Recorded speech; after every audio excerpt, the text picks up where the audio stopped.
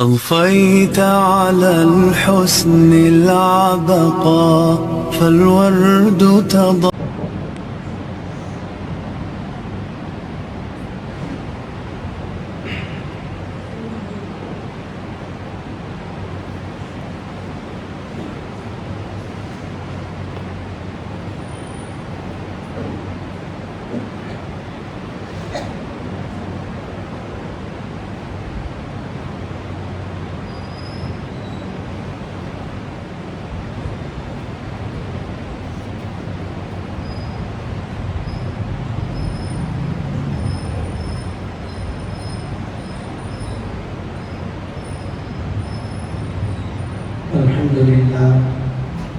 الحمد لله وكفى وسلام على عباده الذين اصطفى. أما بعد فأعوذ بالله من الشيطان الرجيم. بسم الله الرحمن الرحيم. إن في خلق السماوات والأرض واختلاف الليل والنهار لآيات لأولي الألباب الذين يذكرون الله قياما وقعودا وعلى جنوبهم ويتفكرون في خلق السماوات والأرض ربنا ما خلقت هذا باطلا سبحانك فقنا عذاب النار. سبحان ربك رب العزة عما يصفون وسلام على المرسلين والحمد لله رب العالمين. اللهم صل على سيدنا محمد وعلى آل سيدنا محمد وبارك وسلم. معزز سامعین کرام، بزرگان محترم،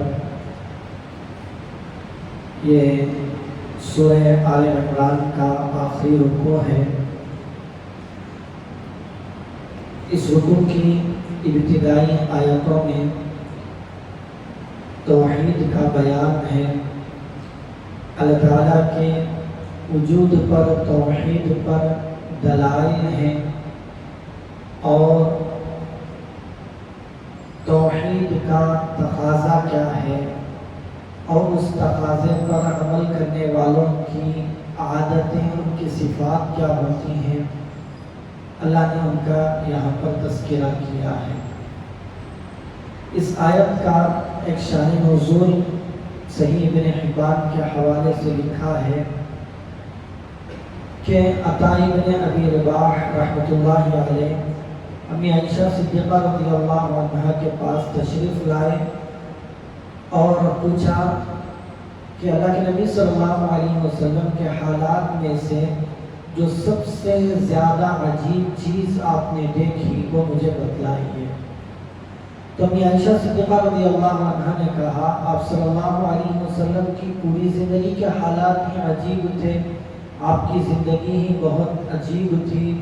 عجیب مطلب ہر اعتبار سے کامل اور مکمل آپ کی زندگی تھی. ویسے ایک واقعہ میں تمہیں سناتی ہوں. اور حضرت عائشہ رضی اللہ عنہا نے واقعہ سنایا کہ ایک مرتبہ جناب محمد رسول اللہ صلی اللہ علیہ وسلم رات میں تشریف لائے اور میرے لحاف میں میرے ساتھ سو گئے. لیٹے تھوڑی دیر کے بعد فرمایا کہ مجھے اجازت دو، مجھے اپنے رب کی عبادت کرنا ہے. پھر گئے اور جا کر نماز کے لیے کھڑے ہو گئے اور نماز کی حالت میں خوب روتے رہے. اسی طرح رکوع میں گئے، وہاں پر بھی خوب رو رہے ہیں. سجدے میں گئے اور وہاں پر بھی رو رہے ہیں. اور سجدے سے سر اٹھا کر بھی آپ صلی اللہ علیہ وسلم خوب رو رہے تھے. اتنے میں صبح ہو گئی. حضرت بلال رضی اللہ عنہ نماز کو بلانے کے لیے آ گئے. حضرت بلال رضی اللہ عنہ نے آپ کی حالت دیکھی تو کہا یا رسول اللہ صلی اللہ علیہ وسلم، اللہ نے تو فرمایا ہے ما تقدم من ذنبک وما تأخر، اللہ نے آپ کے پچھلے اور اگلے جو کچھ ہوئے ہیں یا آئندہ ہوں گے، گناہ تو نہیں ہو سکتے، اگر ہو سکے سب گناہوں کو اللہ نے معاف کر دیا. یغفر لک اللہ ما تقدم من ذنبک وما تأخر. پھر اللہ کے حضور آپ اتنا کیوں روتے ہیں؟ تو اللہ کے نبی صلی اللہ علیہ وسلم نے فرمایا میں اللہ کا شکر گزار بندہ کیوں نہ بنا. پھر آپ نے کہا کہ مجھے یہ آیتیں آج کی رات نازل ہوئی ہیں، یہ آیتیں پڑھ کر اللہ کے نبی صلی اللہ علیہ وسلم نے سنایا، ان فی خلق السماوات والارض، بے شک آسمانوں اور زمین کی پیدائش میں، واختلاف اللیل والنہار، رات اور دن کے پے در پہ آنے جانے میں عقل مندوں کے لیے نشانیاں ہیں۔ یعنی اللہ کی قدرت کی نشانیاں ان چیزوں میں ہیں۔ اللہ کے نبی صلی اللہ علیہ وسلم نے فرمایا یہ آیتیں مجھ پر نازل ہوئی ہیں۔ اس کے بعد فرمایا جس شخص نے ان آیتوں کو پڑھا، جس کی نظر کے سامنے سے یہ آیتیں گزری، پھر اس نے ان چیزوں پر، کون سی چیزیں؟ جن چیزوں کا اللہ نے تذکرہ کیا، آسمان و زمین، رات و دن کا بدلنا، ان چیزوں پر غور نہیں کیا، اس شخص کے لیے بڑی تباہی ہے۔ تو اس حدیث سے معلوم ہوتا ہے کہ ہمیں ان چیزوں پر غور کرنے کی ترغیب دی گئی ہے۔ اب ہمیں ان آیت میں غور کرنا ہے، ان چیزوں میں غور و فکر کرنی ہے، تو پہلے سمجھنا پڑے گا کہ اللہ ان آیت میں اس آیت میں کیا فرما رہے ہیں۔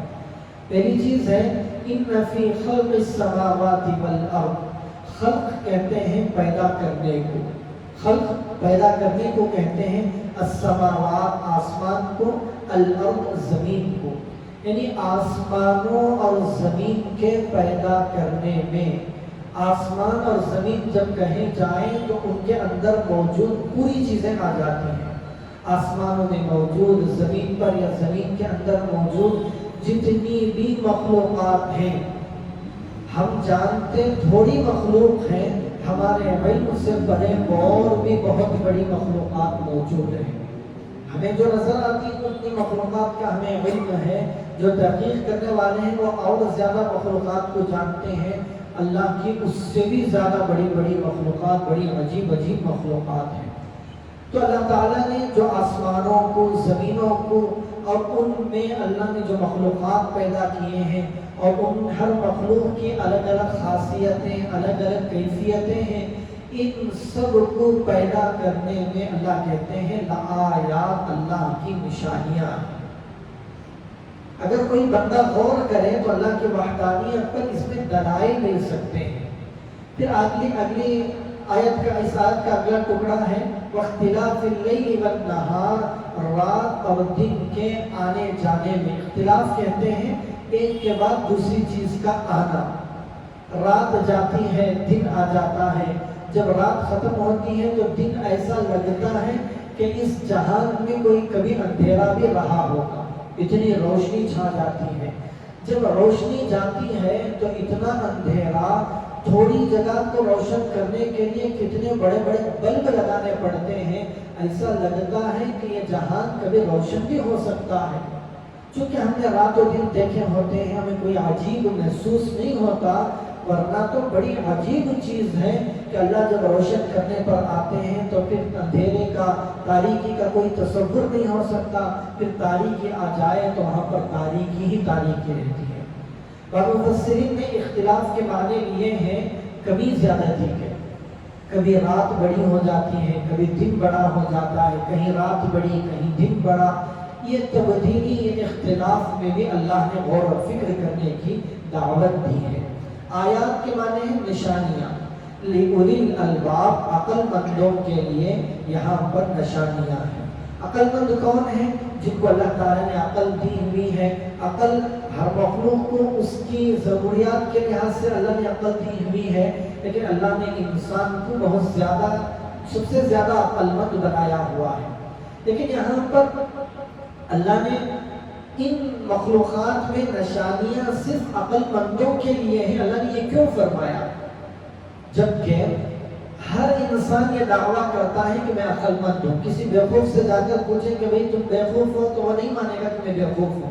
ہر بیوقوف بھی یہ دعویٰ کرتا ہے کہ میں عقل مند ہوں۔ پھر اللہ نے خاص کیا کر دیا کہ چند عقل مند لوگ ہیں، انہی کے لیے ان چیزوں میں نشانیاں نظر آتی ہیں۔ اس بات پر ہمیں غور کرنا ہے۔ دیکھیے، عقل کا ایک خاص کام ہے۔ مجھے آنکھ سے کچھ چیزیں نظر آ رہی ہیں، آنکھ کے ذریعے سے مجھے ان چیزوں کا علم ہو گیا، کچھ چیزیں سن کر مجھے معلوم ہو رہی ہیں، کان کے ذریعے سے مجھے ان چیزوں کا علم ہو گیا، کبھی سونگھ کر علم ہوتا ہے، کبھی چھو کر پکڑ کر علم ہوتا ہے۔ جن چیزوں کا علم ان محسوسات کے ذریعے سے دیکھ کر، سن کر یا چھو کر، پکڑ کر یا سونگھ کر جن چیزوں کا علم ہو جائے وہ تو محسوسات کا علم ہے۔ اس علم میں عقل کا فائدہ کیا ہوا؟ بھئی کسی چیز کا علم ہوا دیکھ کر تو آنکھ کا فائدہ ہوا، عقل نے وہاں پر کیا فائدہ دیا؟ عقل کا حقیقی فائدہ یہ ہے کہ جو ان محسوسات سے بالا تر چیز ہے ان چیزوں کی طرف عقل جائے تو عقل کا حقیقی کام وہاں پر شروع ہوتا ہے۔ مثال اس کی سمجھیں، حضرت نے ایک بہترین مثال یہاں پر دی ہے کہ عقل مند صرف ظاہری چیزوں کو مانے تو یہ کوئی بڑی بات نہیں ہے۔ اصل حقیقت ایمان ہے جو عقل کا کام ہوتا ہے۔ ایک آدمی کسی دیہات سے آیا، زندگی میں اس نے ایک ٹرین نہیں دیکھی تھی، کوئی مشینری اس نے نہیں دیکھی تھی، آیا اسٹیشن میں کھڑا ہوا، دیکھ رہا ہے کہ ہری جھنڈی دکھانے پر ٹرین چل جاتی ہے، لال جھنڈی دکھانے پر ٹرین رک جاتی ہے۔ اب یہ آدمی کہتا ہے کہ بھئی دیکھو اس چھوٹی سی ہری جھنڈی میں اور لال جھنڈی میں کتنا پاور ہے کہ پوری کی پوری ٹرین کبھی چلتی ہے تو کبھی رک جاتی ہے۔ اس جھنڈی کے اندر کتنا پاور ہے۔ اب ایک آدمی عقل مند کہتا ہے ارے بیوقوف، اصل حقیقت میں یہ جھنڈے کے اندر پاور نہیں ہے بلکہ اس انجن میں بیٹھا ہوا ایک آدمی ہے، وہ حقیقت میں کنٹرول کر رہا ہے۔ اس کی تعریف کرنی چاہیے کہ جھنڈی کو دیکھ کر کبھی ٹرین روک بھی دیتا ہے تو کبھی چلا بھی دیتا ہے۔ ہاں بہت اچھی بات ہے۔ اب ایک تیسرا آدمی اس سے زیادہ عقل مند آیا اور کہا اس بیٹھے ہوئے آدمی کا کیا کمال ہے، اس انجن میں جو پارٹس لگے ہوئے ہیں حقیقت میں ان کا کمال ہے۔ ایک آدمی تھوڑا سا ہاتھ حرکت دیتا ہے تو بریک لگ جاتا ہے، تھوڑا سا ہاتھ حرکت دیتا ہے تو کبھی ٹرین آگے چلی جاتی ہے۔ حقیقت میں اس میں جو پرزے پارٹس لگے ہوئے ہیں ان کا کمال ہے، ان سب کا پاور ہے۔ ہاں یہ بھی اچھی بات ہے، بڑی عقل کی بات اس نے کہی۔ اب آگے والا ایک اور عقل مند اس سے بڑا آدمی آیا، وہ کہنے لگا کہ نہ ہری جھنڈی یا لال جھنڈی کا اس میں کوئی دخل ہے، نہ چلانے والے کا کوئی حقیقت میں کوئی تعجب خیز کام ہے، نہ ان پارٹس کا کوئی کام ہے، بلکہ اس میں جو فیول ڈلتا ہے، پیٹرول ہو، ڈیزل ہو یا بھاپ ہو، اصل حقیقی کمال تو اس بھاپ کا، پیٹرول کا ہے جو اتنی بڑی انجن کے پارٹس کو، پرزوں کو حرکت دے کر اتنی بڑی مشن کو وہ چلاتا ہے۔ بہت بڑی بات کر دی۔ حقیقت میں پاور تو اسی پیٹرول، ڈیزل یا بھاپ کا ہوتا ہے۔ اب دنیا کے جو سائنسدان ہیں، دنیا کے جو فلاسفہ ہیں یہاں پر آ کر رک جاتے ہیں، لیکن حقیقت میں عقل کا کام، ایمان والے کا کام یہاں سے شروع ہوتا ہے۔ اب یہ غور کریں کہ اس بھاپ میں، اس آگ میں، اس پانی میں، اس ہوا میں کس نے اتنا پاور پیدا کر دیا جو اتنی بڑی انجن کو چلا رہا ہے۔ یہاں پر غور کرنے میں اصل عقل کا کام شروع ہوتا ہے۔ تو جتنے بھی دنیا کے اندر جو اپنے آپ کو ترقی یافتہ، اپنے آپ کو بڑے، سب سے بڑے عقل مند سمجھتے ہیں، وہ عقل میں، حقیقت میں عقل کا جو فائدہ ہے وہ حاصل نہیں کر پاتے۔ حقیقت میں عقل کا کام ہے جو محسوسات میں ان کو سامنے رکھ کر غیر محسوس جو چیز ہے، حقیقی مالک کے حقیقی تک پہنچنا۔ ان کی آنکھیں یہاں پر آ کر اندھی ہو جاتے ہیں، وہ بے وقوف ہو جاتے ہیں، ان اسباب میں آ کر ان میں گم ہو کر رہ جاتے ہیں، حقیقی مالک تک نہیں پہنچ پاتے۔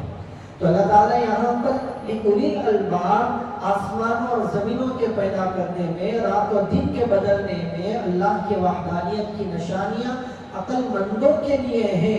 کون ہے عقل مند؟ اللہ کہتے ہیں الَّذِينَ يَذْكُرُونَ اللَّهَ قِيَامًا وَقُعُودًا وَعَلَى جُنُوبِهِمْ۔ وہ لوگ ہیں عقل مند جو اللہ کو یاد کرتے ہیں، کھڑے ہو کر بھی، بیٹھ کر بھی، کروٹ لیٹ کر بھی، ہر حال میں جو اللہ کو یاد کرتے ہیں، یعنی ایمان والے، وہ حقیقت میں عقل مند ہیں۔ عقل مندوں کی تعریف اللہ نے یہاں پر فرمائی۔ اب اس دوسری آیت میں اللہ کے ذکر کی فضیلت بھی معلوم ہوتی ہے۔ دیکھیے قرآن پاک میں آپ کو کہیں بھی نہیں ملے گا نماز خوب پڑھو۔ نماز اللہ نے جتنی فرض کی ہے اتنی پڑھو۔ احادیث سے معلوم ہوتا ہے کہ نوافل کا بھی اہتمام کرنا چاہیے۔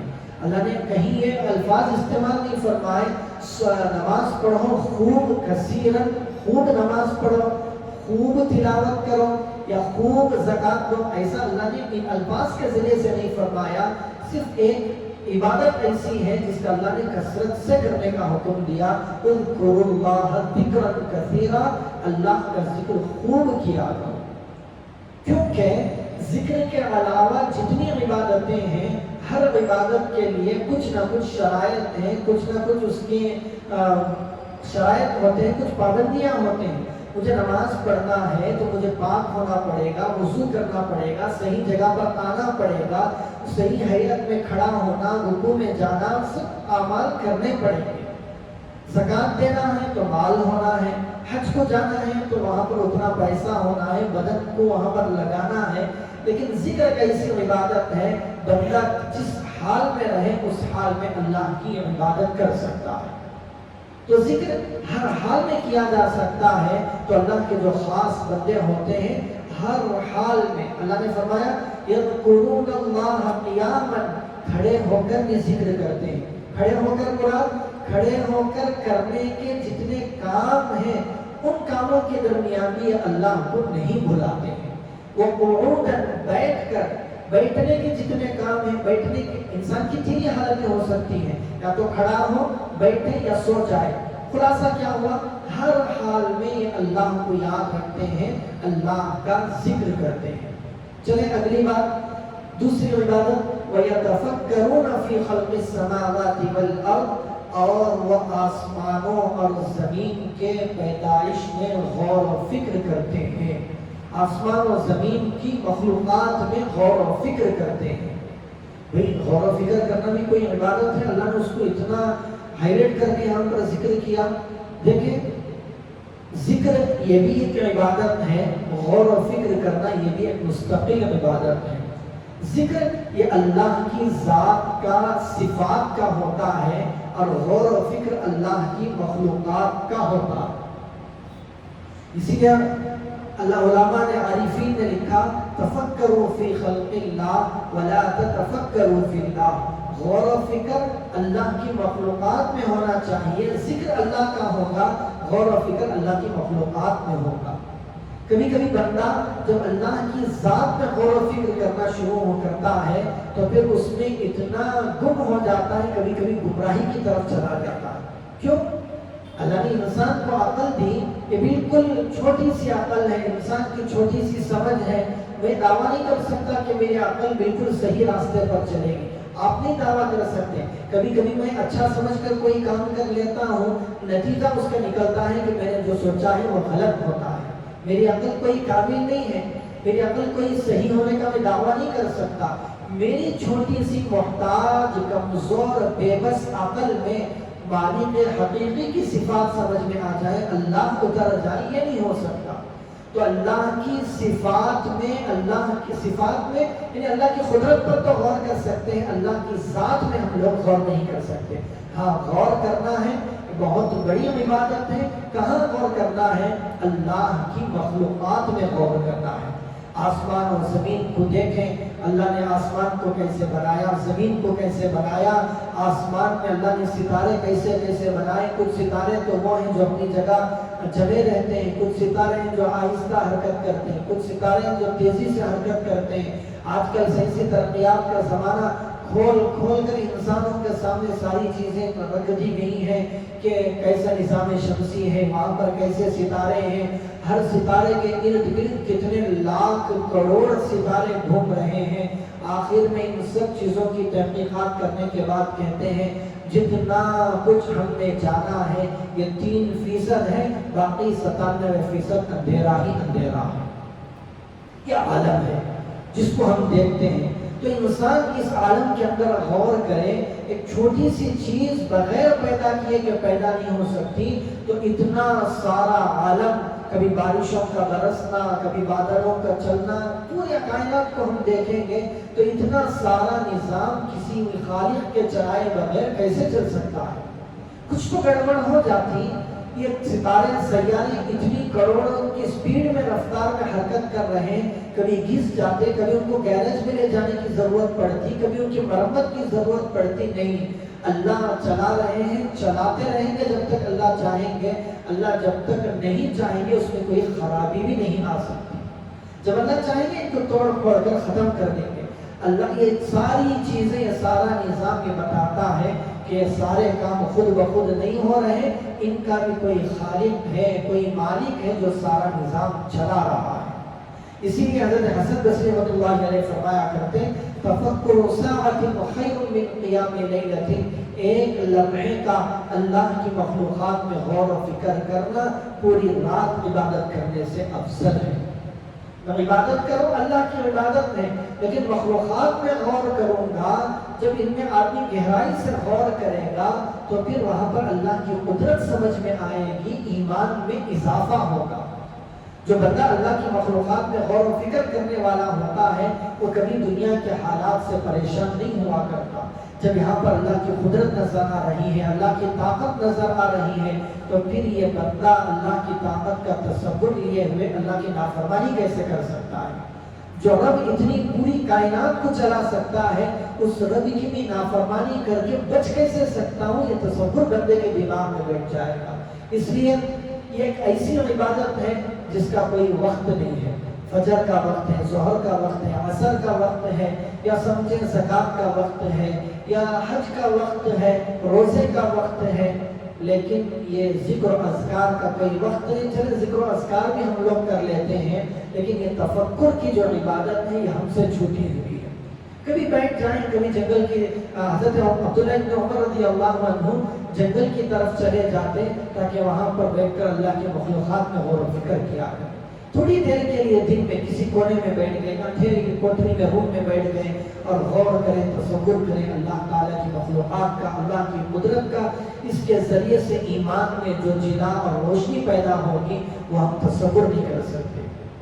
بہرحال اللہ تعالیٰ نے فرمایا وَيَتَفَكَّرُونَ فِي خَلْقِ السَّمَاوَاتِ وَالْأَرْضِ، وہ بندے اللہ تعالیٰ کی جو پیدا کردہ آسمان و زمین مخلوقات ہیں ان میں غور و فکر کرتے ہیں اور اس نتیجے پر پہنچتے ہیں رَبَّنَا مَا خَلَقْتَ هَذَا بَاطِلًا، اے ہمارے رب تو نے ان چیزوں کو بیکار فضول پیدا نہیں کیا. یہی سمجھ میں آتا ہے جب غور و فکر کرتے ہیں تو یہ نتیجے پر پہنچتے ہیں اللہ تو نے جتنی مخلوقات پیدا کی ہیں ہر چیز کے پیچھے آپ کی کوئی نہ کوئی حکمت ہے، آپ نے کسی چیز کو بیکار نہیں پیدا کیا. حضرت عبداللہ بن عمر رضی اللہ عنہ کی اس میں ایک قصہ لکھا ہے کہ آپ نے فرمایا کہ گزر کا گزر ایک عابد زاہد کے پاس ہوا. ایک عبادت گزار کسی جگہ پر بیٹھا ہوا تھا، ایک گزر وہاں پر گزرنے لگے. اس جگہ کی حالت یہ تھی کہ ایک طرف قبرستان تھا، دوسری طرف کچرے کا میدان تھا جہاں پر کچرا لا کر ڈالا جاتا ہے. تو اس بزرگ نے اس عابد آدمی سے کہا ذرا غور کرو، یہاں پر تمہارے سامنے دنیا کے دو بڑے خزانے موجود ہیں. ایک بڑا خزانہ انسانوں کا خزانہ ہے، انسانوں کو لا کر یہاں پر ڈالا جاتا ہے، اور دوسرا خزانہ دنیا کی جتنی بھی قیمتی سے قیمتی چیزیں ہیں وہ بیکار فضول بن کر کچرے کی حالت میں یہیں پر آتی ہیں. دنیا کی یہی حقیقت ہے. انسان قبر میں جاتا ہے، چیزیں خراب ہو جاتی ہیں تو لا کر کچرے میں ڈال دیا جاتا ہے. انہی دو خزانوں کے پیچھے ہم اتنا لگے کہ مالک کی حقیقی کو ہم نے بھلا دیا، اس کی ذات کو ہم نے بھلا دیا، اس کے تقاضوں کو، اس کے مطالبات کو ہم نے بھلا دیا ان بیکار چیزوں کے پیچھے لگ کر. اگر ہم غور کریں گے ہر چیز میں ایک ایک چیز، حضرت محمود حسن گنگوہی رحمۃ اللہ علیہ، دیوبندی رحمۃ اللہ علیہ کا ایک حمد ہے، اس میں حضرت نے کیا پیارا نقشہ کھینچا، مجھے یاد نہیں اس کے الفاظ، کہ حضرت نے ایک ایک چیز کو یاد کر کر کے یہ فرمایا کہ اس چیز میں اللہ تیری قدرت کی نشانیاں موجود ہیں.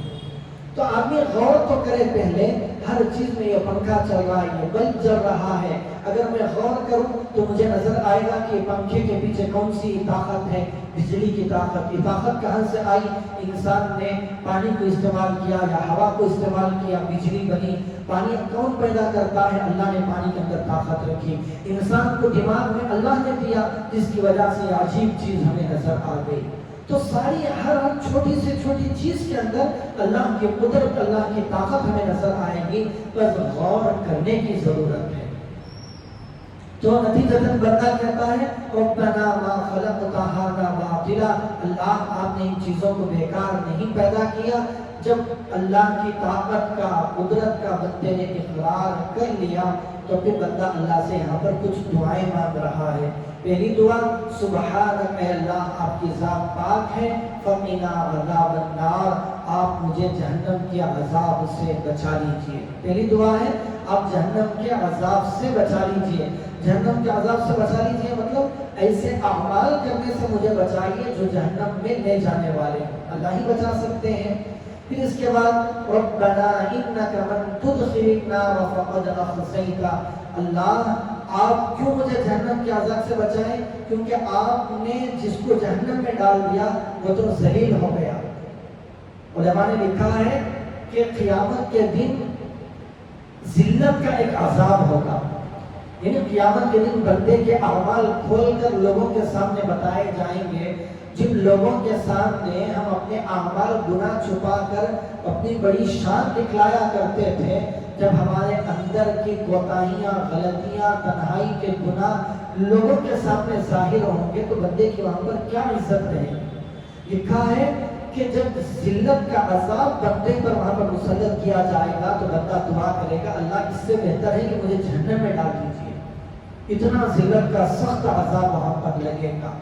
تو اللہ سے دعا ہے ربنا انک من تدخل النار، جس کو آپ نے جہنم میں ڈال دیا تحقیق اس کو آپ نے ذلیل کر دیا، وما للظالمین من انصار، اور ظالموں کا وہاں پر کوئی مددگار نہیں ہوگا۔ پھر آگے ربنا اننا سمعنا منادیا ینادی للایمان ان آمنوا بربکم فآمنا، اللہ ہمارے پاس ایک پکارنے والا آپ کا پیغمبر، یا ہم سمجھیں آپ کی کتاب، آپ کے دلائل ہمارے پاس آئے، ہم نے آپ کی باتیں سنی، اس کہنے پکارنے والے کی بات سنی کہ وہ ایمان کی دعوت دے رہا تھا، ان آمنو کہ تم ایمان لے آؤ اپنے رب پر، فآمنا اے رب ہم ایمان لے آئے۔